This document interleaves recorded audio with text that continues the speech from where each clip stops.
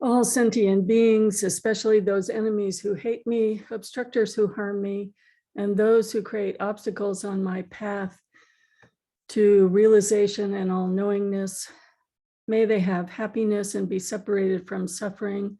I will quickly establish them in the most perfect and precious Buddhahood. All sentient beings, especially those enemies who hate me, obstructors who harm me, and those who create obstacles on my path to liberation and all-knowingness, may they have happiness and be separated from suffering. I will quickly establish them in the most perfect and precious Buddhahood. All sentient beings, especially those enemies who hate me, obstructors who harm me, and those who create obstacles on my path to liberation and all-knowingness, may they have happiness and be separated from suffering. I will quickly establish them in the most perfect and precious Buddhahood. Thus, until I achieve enlightenment, I perform virtuous deeds with body, speech, and mind. Until death, I perform virtuous deeds with body, speech, and mind. From now until this time tomorrow, I perform virtuous deeds with body, speech, and mind. In the Buddha, the Dharma, and the Sangha most excellent, I take refuge until enlightenment is reached.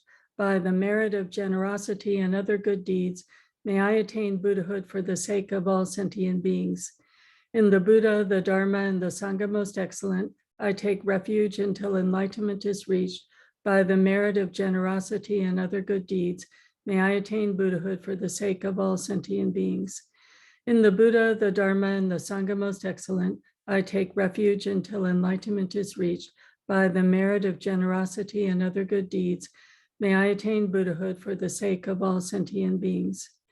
As earth and the other elements, together with space, eternally provide sustenance in many ways for the countless sentient beings, so may I become sustenance in every way for sentient beings to the limits of space until all have attained nirvana. As the Sugatas of old gave birth to the bodhicitta and progressively established themselves in the training of a bodhisattva, so I too, for the benefit of beings, shall give birth to that bodhicitta and progressively train myself in that discipline. At this moment, my life has become fruitful. I have realized my human life. Today, I am born into the family of the Buddhas. Now I'm a child of the Buddhas. From now on, I will forthrightly perform the actions befitting my family. I will act so as not to degrade the faultlessness and discipline of my family. Just as with a blind man finding a jewel in a heap of dust, thus somehow bodhicitta has been born in me. This is the supreme Amrita which destroys death, the inexhaustible treasure which removes the world's poverty. It is the supreme medicine which cures the world's sickness, the tree which provides rest for beings weary of wandering on the paths of existence. It is the universal bridge on which all travelers may pass over the lower realms, the rising moon of mind which dispels the torment of the kleshas. It is the great sun which puts an end to the obscurity of ignorance, the pure butter which comes of churning the milk of the holy Dharma. For travelers wandering the paths of existence, seeking happiness from objects of enjoyment, it is supreme bliss near at hand, the great feast which satisfies sentient beings. Today, witnessed by all the protectors, I have welcomed the sentient beings and Sugatas, Devas, and Asuras rejoice. May all mother sentient beings, boundless as the sky, have happiness and the causes of happiness. May they be liberated from suffering and the causes of suffering. May they never be separated from the happiness which is free from sorrow.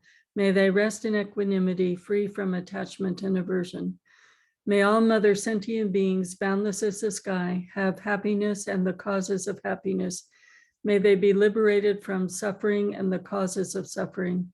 May they never be separated from the happiness which is free from sorrow.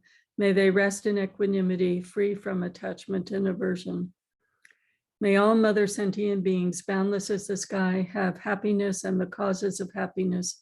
May they be liberated from suffering and the causes of suffering. May they never be separated from the happiness which is free from sorrow. May they rest in equanimity, free from attachment and aversion. So welcome, everyone. We're having a wonderful exploration of Lojong, or the 7 points of mind training. It is a profound instruction, and we are currently looking at two of the slogans. The slogan from last week, drive all blames into one, and this week are companions. This week is be grateful to everyone. So I want to begin this morning by, again, remembering the structure of how things are generally taught in the Tibetan system. And I think that gives us perspective because essentially now we're in the middle in terms of view. So we started out with the perspective of the most absolute, the most universal, that our goal is to rest in alaya, rest in essence. And we experience that if we are truly in the present moment from the perspective of our mind being clarified into the realization of the absolute, and that's resting in alaya. So this whole teaching is pointing out stages of realization, and it goes from the absolute to the minutia of day-to-day. What do you do when you're arguing with your family? And we're pretty much in the middle. We understand the goal. And the word realization is tremendously important because we understand the goal, but we haven't realized the goal. So think of something that you have realized. I remember as a child, I loved mathematics, and I was pondering zero. And then one day I understood zero. So that mathematical concept going from 1, 2, 3, 4, 5, and then understanding what zero means is a realization. Before it, I could hear it, but I couldn't understand it. And when I realized it, it was like, oh, a whole layer of mathematics was apparent to me. A whole area of understanding was apparent to me. And I didn't have it before, and then I did have it. So I'm sure there are lots of things in life that you understand that once you have a realization, it's like that veil is gone and it's gone forever, and you absolutely get it. So what we are working with in the Lojong is stages of realization of what resting in the alaya means. And so essentially, when we get to these two slogans, drive all blames into one and be grateful to everyone, that is like the key. Are we heading towards confusion, or are we heading back towards progressing towards the realization of the alaya? So they're very interesting slogans, because when we're in the middle of the difficulty, we absolutely don't want to hear them. We don't want to hear, let's look at what's going on in my own mind, drive all blames into one. We just want to blame. And be grateful to everyone is absolutely the last thing we want to hear about the person we're blaming. We don't want to hear be grateful to that person. We want to hear they're wrong, they're terrible, they should never have done that, they should be in prison, et cetera, et cetera, et cetera. So this morning, I want to look at that a little more carefully. So last week, I gave really clear instructions on how to separate what you're ready to work with, what you can be open to, how to protect, let's say, areas of trauma that you're not ready to work with, how to be gentle, and how to create aspirations. And now we're going to unpack, well, what are the steps of working with something when it's something that you are ready to work with and are capable of working with. And I'm going to point out again that the reason the Tibetans have this teaching structure of starting with the absolute is because in their culture, when you begin with the absolute, people are inspired. it is possible to stop blaming everyone else and to look at myself with honesty. It is possible to be grateful to everyone. And Westerners hear the same teachings and often have a different response. And often our response is, I'm not able to be the absolute. There's something wrong with me. There's something wrong with my practice. I am wrong. So I'm just pointing that out, that that's culturally often our response. And so when we hear drive all blames into one and be grateful to everyone, that's pointing out that through the passage of time applying the Dharma, we can see our own minds clearly. And eventually, these difficulties that we've faced become our greatest teachers. And we can see that those beings were the unlocking experience to our realization, to our understanding. And we can eventually become grateful first for surviving, for learning, then for the experience, and then seeing that that very difficult person was the teacher of that realization. But it's a very long process. And when we're speaking of areas of trauma, it's something we want to be very gentle and work with professionals, but we can make the aspiration that over time, may I see this. So those folks who were able to come on Friday night, we were focusing on one of the Milarepa stories, and I continually find this story to be a teaching koan for me. And so I thought this week and next week, and maybe for a couple of weeks, we can unpack it a little more. So Milarepa, the great Tibetan saint, who's in the mountains practicing, he's already done years of retreat. He is an extremely accomplished Dharma practitioner, let's say. You know, probably, maybe he didn't have a little obvious pride in himself, but he had a little pride in himself of his great length of practice, the great teachers he had met, all the teachings he had received. So he's not, you know, he's considered a great renunciate. He's living in a cave. He's got a couple of books. He's got a bowl, and he's got one shawl.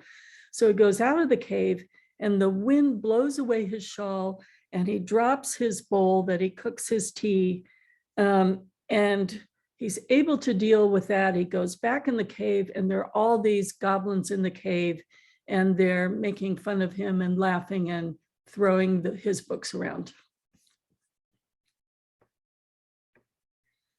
So they're throwing his books around. He goes into the cave and he says, I need to teach these goblins. And if I teach these goblins, then they'll see the error of these ways. And so he teaches them, you know, probably about ethics, probably about compassion. He's teaching them, and they just laugh at him. And so let's look at the two slogans in this context. Drive all blames into one and be grateful to everyone. So Milarepa has the realization when they just laugh at him that he knows a lot of teachings, he's practiced a lot of teachings, but he hasn't actually realized the teachings on compassion yet. He hasn't taken them into his understanding in such a way that it's changed the reality of his perspective. So let's go back to remembering something that you understood, where you could see what your reality was like before you understood it and what your reality was like after you understood it. There's a shift when one piece of knowledge changes your whole understanding, right? So in essence, by following dry ball blames into one, he didn't start yelling at the goblins, throwing them out forcibly.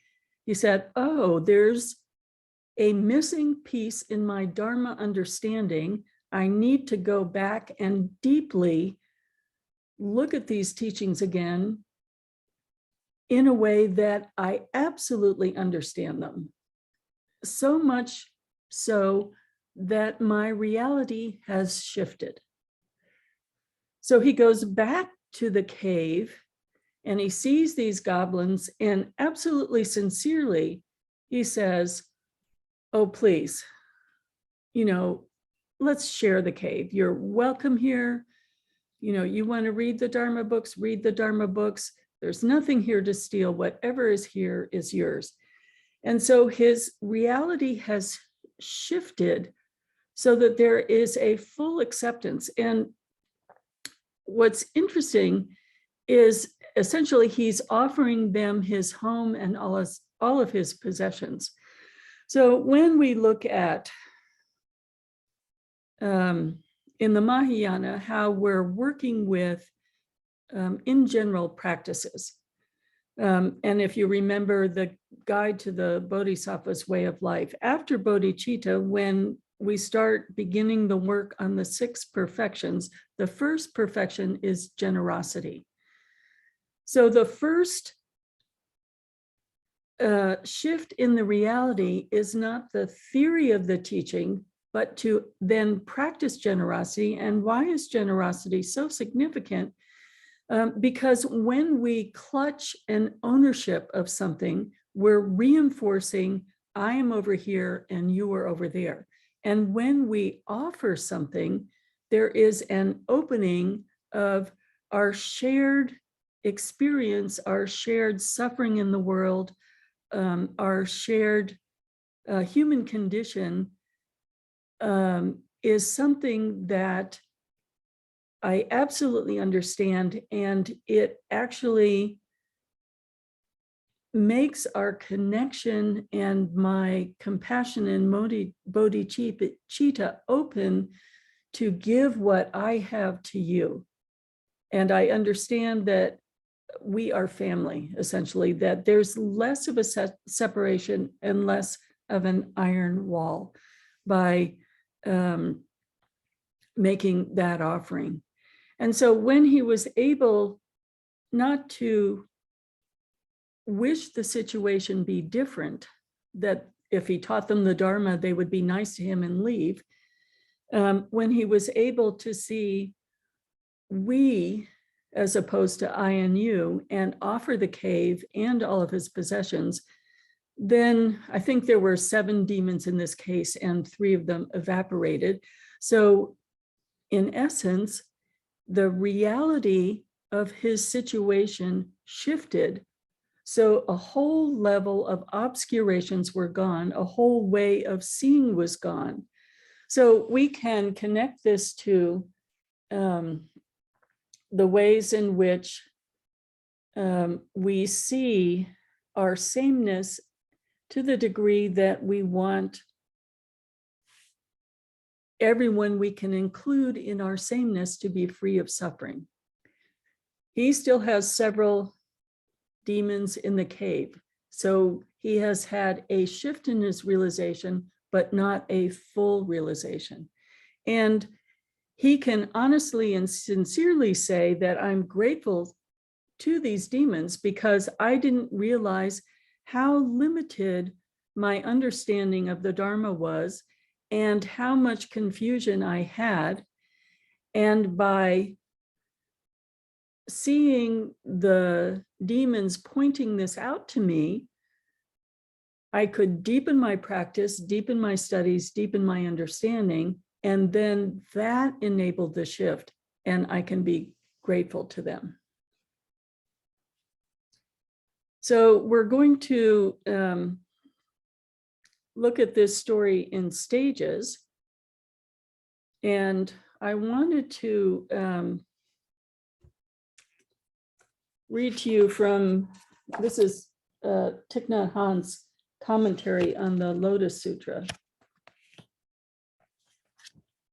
that I thought was really wonderful.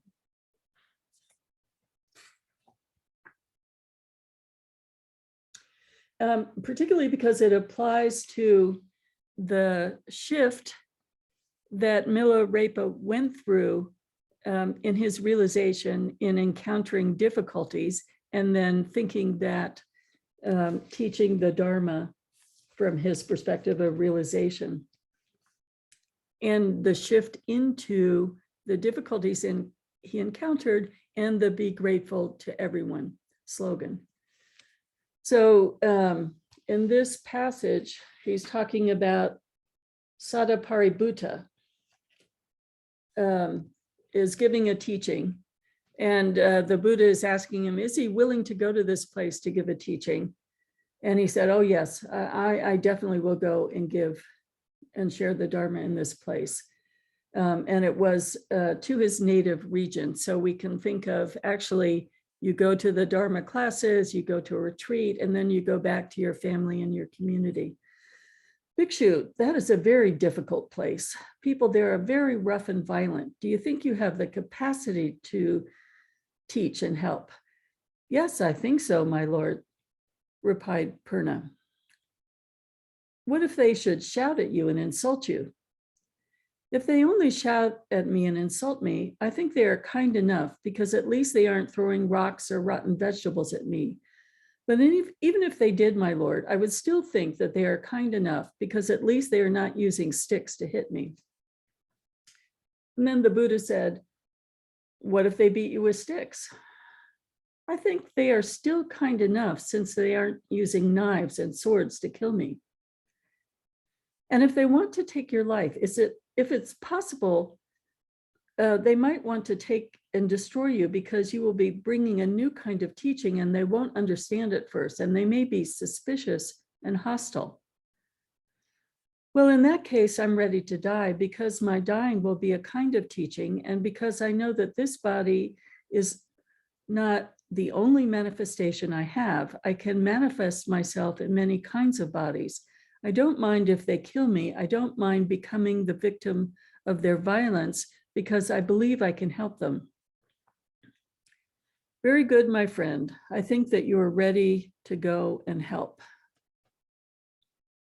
So Purna went to that land, and he was able to gather a lay sangha of 500 people practicing the mindfulness training, and also to establish a monastic community of around 500 practitioners. He was successful in his attempt to teach and transform the violent ways of the people in the country. Purna exemplifies the practice of Kshanti inclusiveness. So, like Purna, we are in our families, in our communities, listening to the teachings and expressing the teachings through our lives. And maybe we are not yet at Purna's stage, but we're starting to see how the realization and fearlessness go together. So Purna was expressing the realization that allows that whole progression in which you are totally fearless. And he was able to express at each stage of his understanding the thought that he was grateful to the people he was teaching, no matter what response they gave. He could still see aspects of their Buddha nature in those people. So again, it's a progression of the realization allowing us to see more clearly that beyond the actions of the people we encounter, there is an essence of kindness, and eventually an essence of the same Buddha nature is able to be seen, and then an essence of no difference between ourselves, Buddha nature, and a realization that all Buddhas have of absolute alaya, or absolute no distinction. So we're considering, I'm going back to the beginning, drive all blames into one, be grateful to everyone, because everything we encounter has a connection, if we allow it, to how we're seeing our mind, how we're seeing what it is we need to study, what it is we need to contemplate, an invitation to take the teachings deeper, and then to live our lives with each new drop of understanding, clearing that confused perspective, drop by drop. So let's take that in and think about it.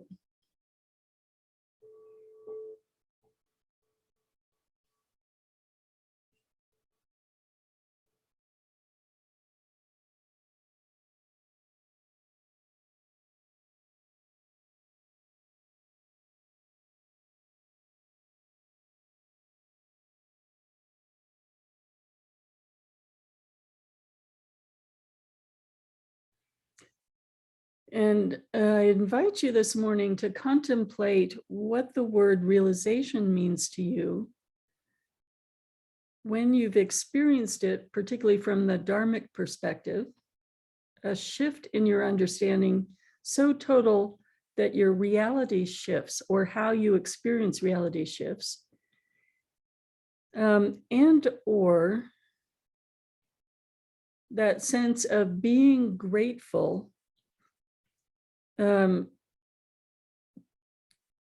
to the difficult situation or irritating situation or instigator of that situation. Again, I'm not suggesting trauma, but a difficult situation that was the propulsion for you to go back more deeply into the Dharma, such that there was a realization, and you can authentically say, I'm grateful that I had that experience. And I can be grateful now, after sitting with the teachings, to that difficult person.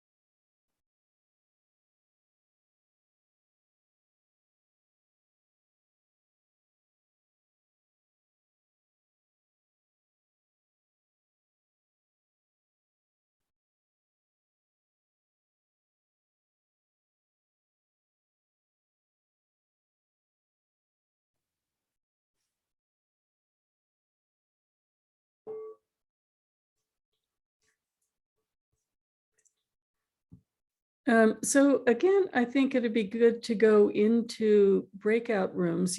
You're invited to do that. You don't have to. You can sit and meditate a little longer. But I think this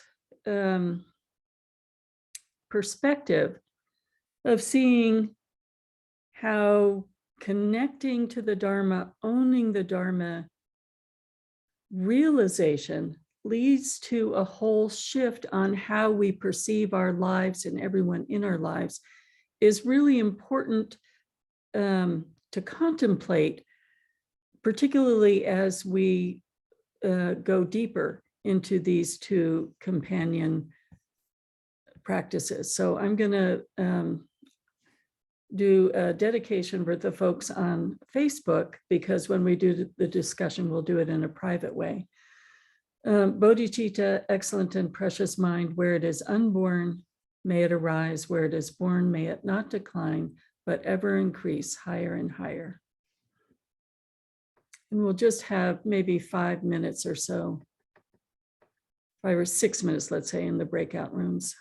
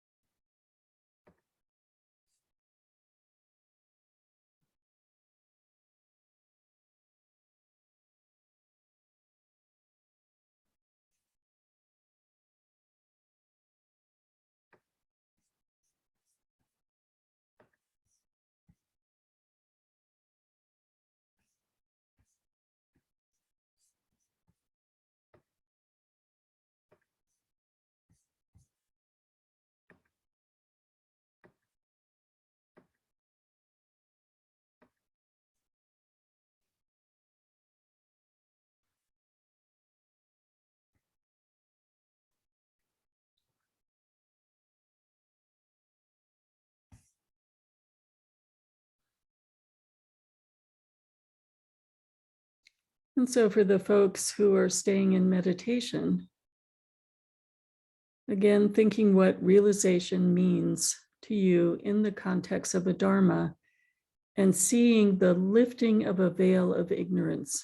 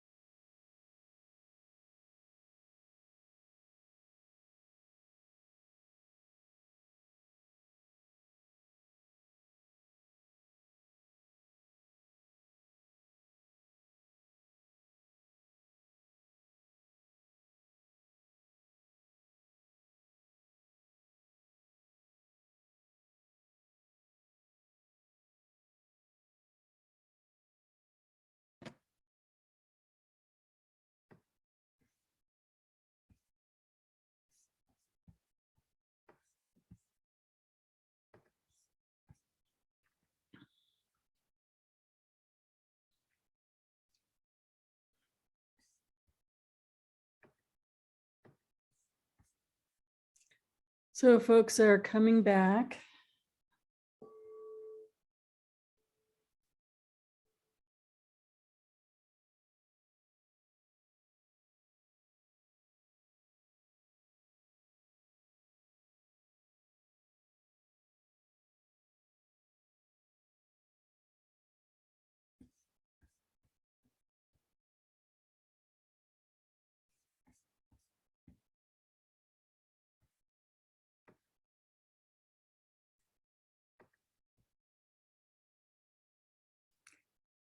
Must be a good discussion because people are staying into the last second.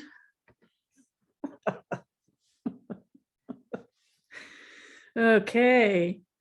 I see everyone back from the breakout rooms. It always makes me laugh when everybody